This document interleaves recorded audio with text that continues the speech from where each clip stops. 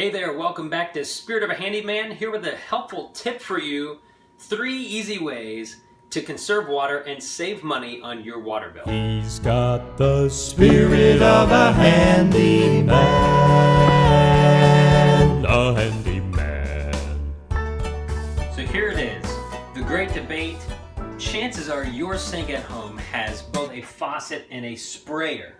Some kind of spray nozzle. This particular sink has both set into the same nozzly faucet thing.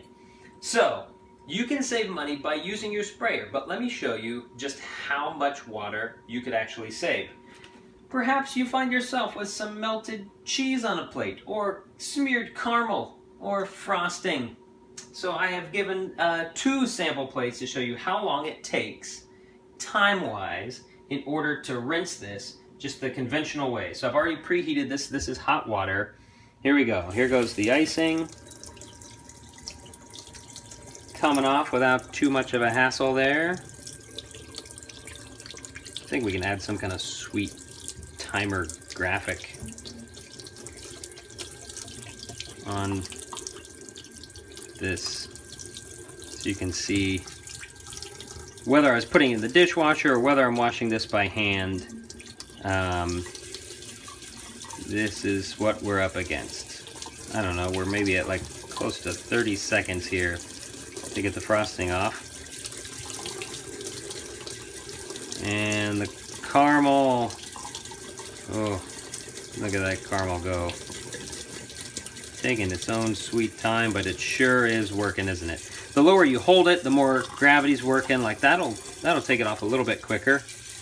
How about the cheese? Ah, yes, good old melted cheddar. I'm not sure that's ever gonna work. We're probably gonna have to scrape something away. Oh, a little bit. Anyhow, we are wasting lots of water. This method, right? So let's see if we can actually save time using the spray feature here. All right, I'm just going to leave this down here. We'll see if that gets any better as we go. So here we go. Spray feature. Icing. We get a lot more power per square inch, which means I'm using way less water in order to rinse the exact same amount of messiness. All right, so here's the big test, the cheddar cheese. Come on, get off of there.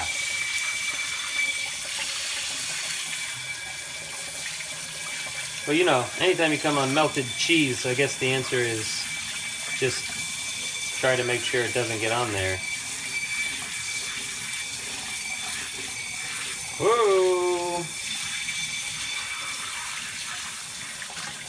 Alright, so there you go. Way better than our compadre right there. So now we have an idea of how long each of those took. Let's get an idea of how much water we wasted. How much water typically comes out of this faucet in 30 seconds. This is a 1-gallon pitcher. So we're gonna see, this is just regular setting. How much water did we spend trying to get this plate mostly clean?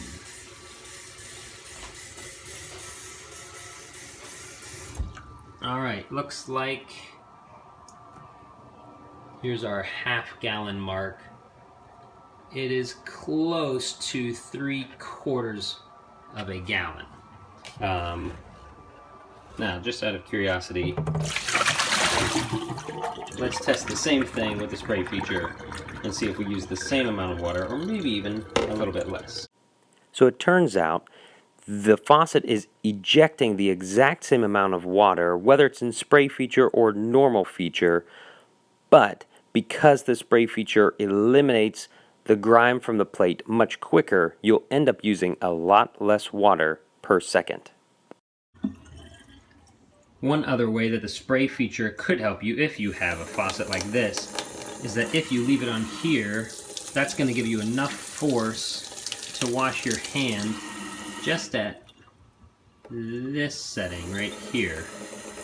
Whereas if I had it on regular, I probably am going to turn it all the way up. So by just turning it to here and using the spray setting, I'm using probably half the water consumption to wash my hands as I would if I were turning this all the way on to wash my hands using the non-spray feature. My wife and I share a double vanity. So one way that I conserve water, especially during the winter months when we're being charged for our billing cycle, my wife likes to wash her face every night using warm water. I wash my face every night. There's two things you can do. If you live by yourself, wash your face with cold water. People have been doing it that way for ages. Since the invention of the mountain man, we've been washing our face with cold water. If, however, you also want to do your spouse a favor, what I'll do is I will come upstairs first and turn on the hot water first. This is going to draw the hot water upstairs. I'm going to use this water, which is still cold in the pipes. It's got to flush the cold out until the hot gets up here. So I'm going to go ahead and wash my face with the cold water coming out of my hot spigot.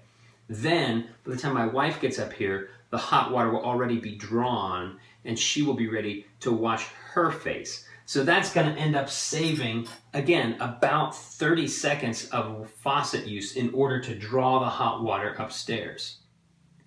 If your bathroom is anything like mine, it's on the second floor and your water heater is located in the basement. This means that when you come to turn on your hot water, it has to draw that hot water up through 2 stories, about 20 to 30 feet of pipe in order for the hot water to finally get to where it's coming up. One very simple way that you can save money is by turning your hot all the way to its hottest setting. This way you're not also drawing cold water up. I know that my happy setting is probably somewhere in the middle for my shower setting, but if I wait here for this water temperature to get just how I like it, that means I have to wait for cold water and hot water. By turning your hot water all the way to its hottest setting, you're ensuring that you're going to bring the hot water upstairs as quickly as possible, which means you'll be ready to get in your shower as quickly as possible, which means you will waste less water waiting for the cold to come up along with the hot. So there you have it, 3 simple steps to conserve water and save money on your water bill. Like, comment, subscribe. Let me know what things you do to conserve water. I'd love to hear about them. In the meantime, stay tuned for more episodes from Spirit of a Handyman. He's got the spirit of a handyman.